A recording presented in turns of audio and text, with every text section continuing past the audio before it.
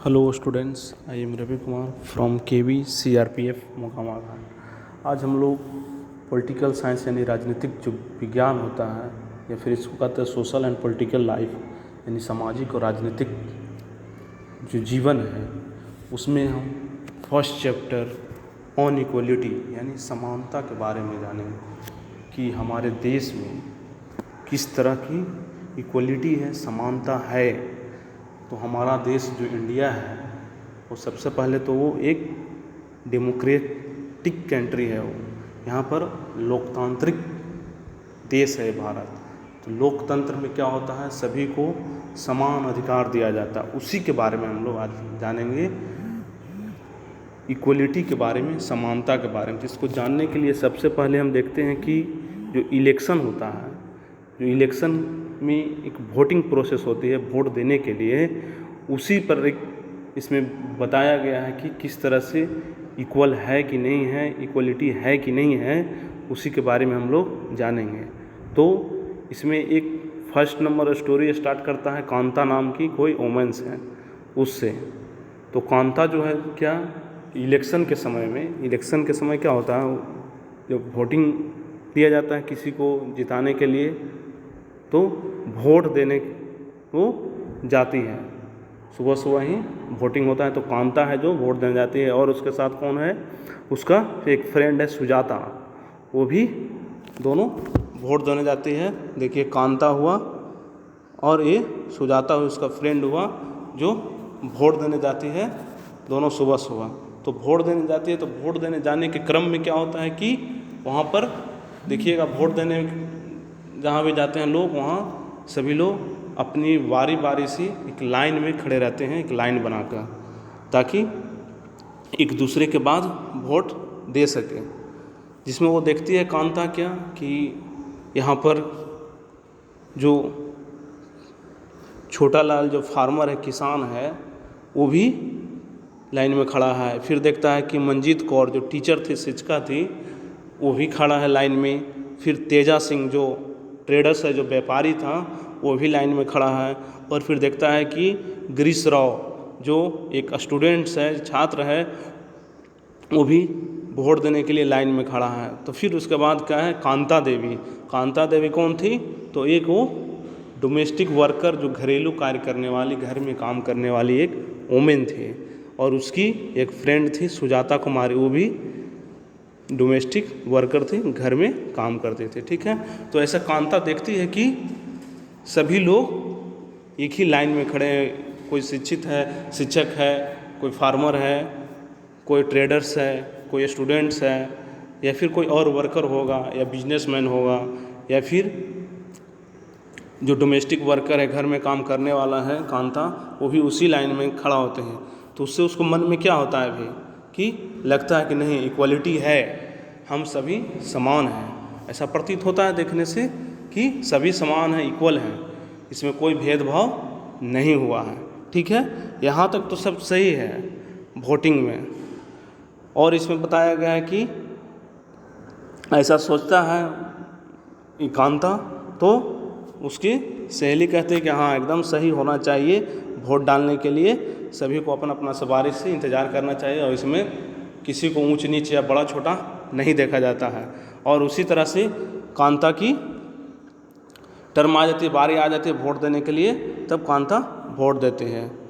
फिर वो क्या कहती है, सोचती है क्या कि हम वोट किसको देंगे। तो वो क्या सोचती है कांता कि जो मोहल्ला में हमारा जो पाइप लाइन बैठा दिया गया, पानी का जो बैठाया है, वो बनाया है पाइप लाइन पानी लाने के लिए, हम उसी को वोट देंगे।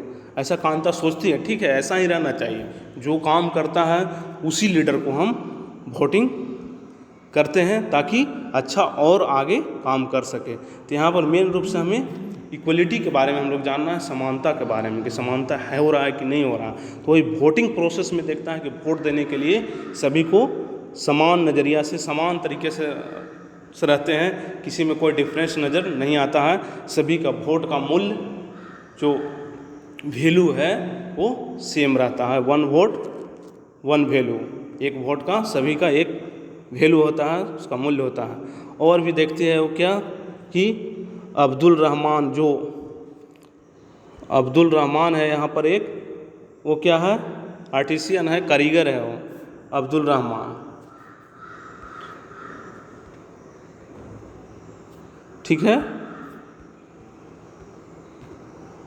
और फिर देखते हैं लाइन में कौन लगा है, वो शबनम बानो जो कि हाउस वाइफ है, गृहिणी है, वो भी देखते हैं कि लाइन में लगा है।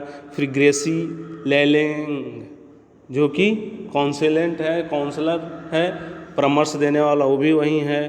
फिर आइजैक लैगेंग जो कि गवर्नमेंट ऑफिसर है, सरकारी अधिकारी है, वो भी लाइन में ये लगा हुआ है। ये सब कांता देखती है कि वोटिंग के लिए सभी लोग लाइन में लगे। और फिर है रुखसाना मिर्जा कोई है जो है कि मीडिया पर्सन है, मीडिया के आदमी है, वो भी लाइन में लगा है वोट देने के लिए। फिर योगराज है जो अनएम्प्लॉय है यानी बेरोजगार है, वो भी लाइन में लगा है। फिर है अशोक जैन, यानी कि ये क्या है, अशोक जैन पहले ही बताएं, उद्योगपति लोग भी इसमें, इंडस्ट्रियलिस्ट लोग भी लाइन में आकर ही वोटिंग करते हैं। तो इस तरह से यहाँ पर देखती है कांता कि नहीं, सभी के लिए सेम है, यहाँ किसी में कोई भेदभाव नहीं है। ऐसा नहीं है कि वो व्यापारी है या बड़ा आदमी है तो उसके लिए अलग लाइन लगा दिया गया है, उसको वोटिंग की अलग व्यवस्था नहीं। वही यहाँ पर नज़र आता है कि वोटिंग में सभी के लिए इक्वल है, इक्वलिटी नज़र आती है, समानता होती है। ठीक है। लेकिन जब वोटिंग ख़त्म होती है या फिर वोटिंग दे के चला जाती है यानी कांता, तो उसको क्या है कि कांता कि उसके घर में क्या है, एक बेटी भी रहती है जो बीमार रहती है। उसी के बारे में इसमें बताया गया है कि उसको बीमार रहती है, जो उसको हॉस्पिटल ले जाना है और उसके पास पैसा भी नहीं रहता है।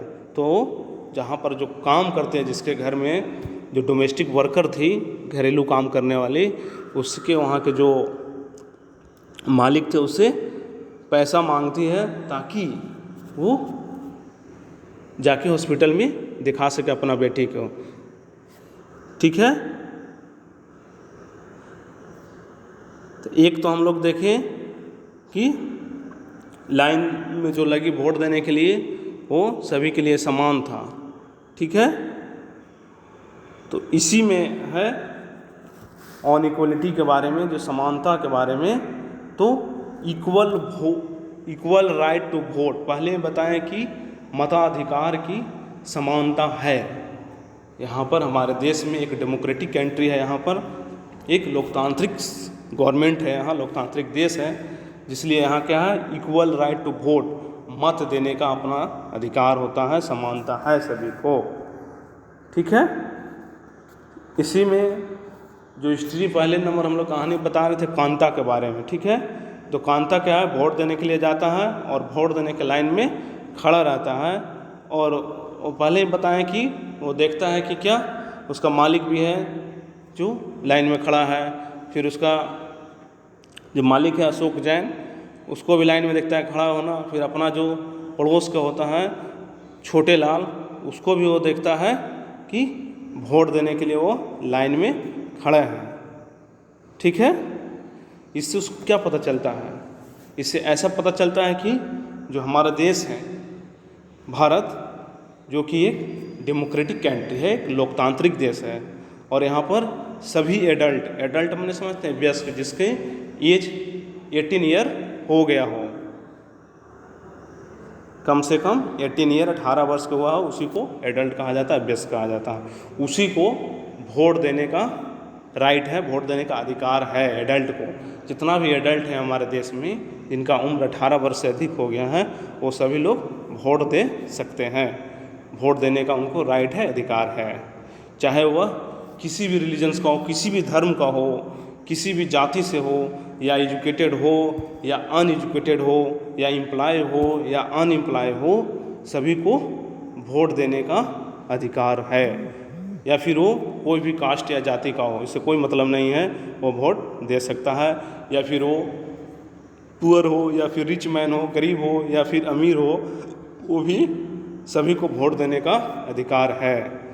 इसी चलते यहाँ पर क्या है, जिसको हम कहते हैं यूनिवर्सल एडल्ट फ्रेंचाइज यानी सार्वभौम वयस्क मताधिकार, सार्वभौम वयस्क मताधिकार कहा जाता है इसी चलते, जो कि सभी को वोट देने का अधिकार है, यूनिवर्सल एडल्ट फ्रेंचाइज, सार्वभौम वयस्क मताधिकार कहा जाता है, जो कि यहाँ पर किसी भी धर्म के आधार पर भेदभाव नहीं है, एजुकेशन के आधार पर भी नहीं है, कोई भी एजुकेटेड हो चाहे नहीं हो, या कोई भी कास्ट का हो, कोई अमीर हो या कोई गरीब हो, सभी को वोट देने का यहाँ राइट है, अधिकार है। ठीक है, इस तरह के जो सिस्टम्स हैं वोट देने का, जो एडल्ट लोग जितना भी 18 वर्ष से ऊपर है उसको वोट देने का अधिकार जो है, इस तरह के जो सिस्टम था सार्वभौम वयस्क मताधिकार का, वो सभी डेमोक्रेटिक जो कंट्री हैं, जो लोकतांत्रिक देश है, वहाँ पर भी इस तरह का सिस्टम लागू है। और यह यूनिवर्सल एडल्ट फ्रेंचाइज जो सार्वभौम वयस्क मताधिकार का जो इंडिया का क्या है, base the India of equality, यानी कि जो इक्वलिटी का ये आधार है इंडिया का, ये इक्वलिटी प्रदान करने का सार्वभौम वयस्क मताधिकार, इससे पता चलता है कि इक्वलिटी है, सभी समान हैं, कोई अंतर नहीं है वोट देने में। ठीक है,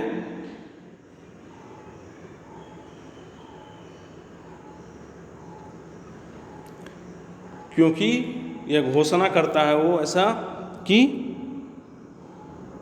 हमारे देश की जो एवरी एडल्ट इन कंट्री, हमारे देश में जितना भी एडल्ट हैं, या मैन हो या वुमन है, कोई भी एडल्ट जो वयस्क पुरुष है या महिला है, उसको चाहे उसके पास इकोनॉमिकली बैकवर्ड कुछ भी हो, वेल्थ हो चाहे धन हो चाहे नहीं हो, या कोई भी कम्युनिटी से रिलेटेड हो, सभी को वोट देने का अधिकार है।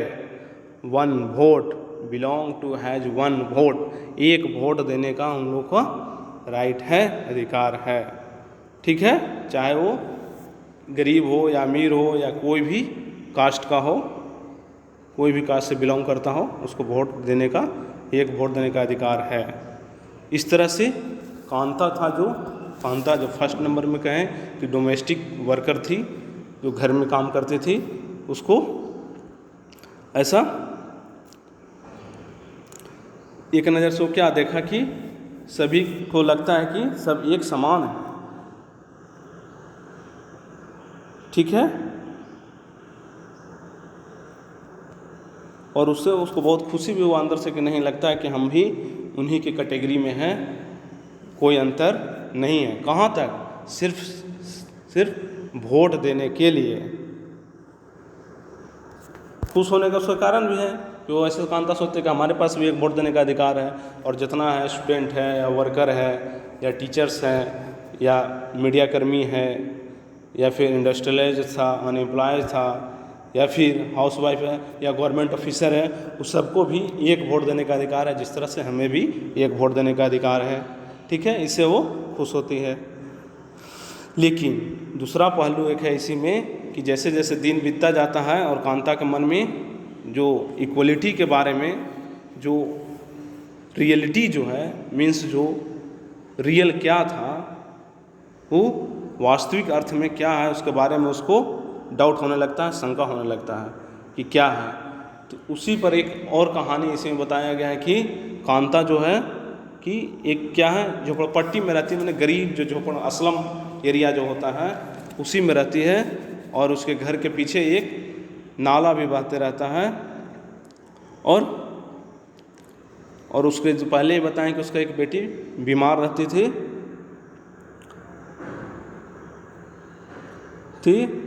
लेकिन उसको क्या था कि एक दिन की भी छुट्टी नहीं मिलता था। क्यों नहीं मिलता था?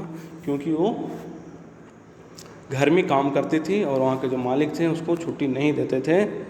लेकिन उसको क्या था कि एक दिन मालिक से पहले बताएं कि पैसा नहीं था, तो जहाँ काम करती थी उसी से अपने बच्ची को दिखाने के लिए, हॉस्पिटल में ले जाने के लिए उसे पैसा मांगती है, और फिर वो इसमें देखिएगा कि वो पैसा मांग रहा है, और पैसा मांग कर वहाँ से अपना बेटी को इलाज के लिए वो हॉस्पिटल ले जाती है। तो वहाँ पर क्या होता है कि हॉस्पिटल, कौन सा हॉस्पिटल, प्राइवेट हॉस्पिटल नहीं है यहाँ पर गवर्नमेंट हॉस्पिटल का बात हो रहा है। तो गवर्नमेंट हॉस्पिटल में वो जब वहाँ भी देखते हैं कि लाइन लगा हुआ है, ऐसा नहीं कि गए और जाके दिखा लिए, नहीं, वहाँ भी गवर्नमेंट हॉस्पिटल में भी लाइन लगता है। जिस तरह से वोट देने के लिए लाइन लगा था उसी तरह से गवर्नमेंट हॉस्पिटल में इलाज कराने के लिए भी लाइन लगा था। लेकिन दोनों में क्या डिफरेंट था?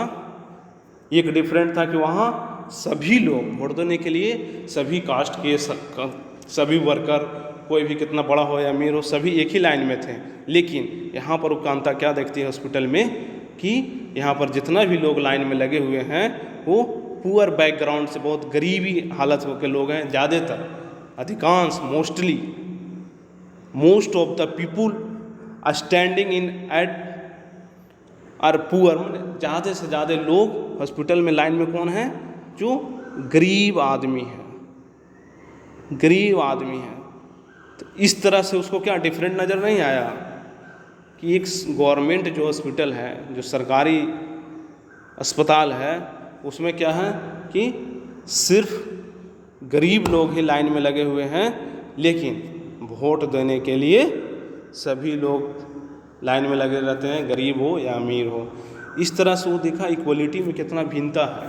वोट देने के लिए तो ज़रूर सबको सेम है, लेकिन जहाँ पर गवर्नमेंट हॉस्पिटल, जहाँ की अच्छी फैसिलिटी नहीं है, वहाँ पर कौन जाता है? तो सिर्फ गरीब घर के लोग, जो पुअर फैमिली है, गरीब लोग हैं। इस तरह से हम देखें इक्वलिटी के बारे में दो डिफरेंस देखें, एक वोट देने का और एक हॉस्पिटल के लाइन के। इसी तरह से आगे भी हम लोग जानेंगे अदर काइंड ऑफ इक्वलिटी, और भी अनेक प्रकार की असमानताएं हैं, उसके बारे में हम लोग जानेंगे। ओके।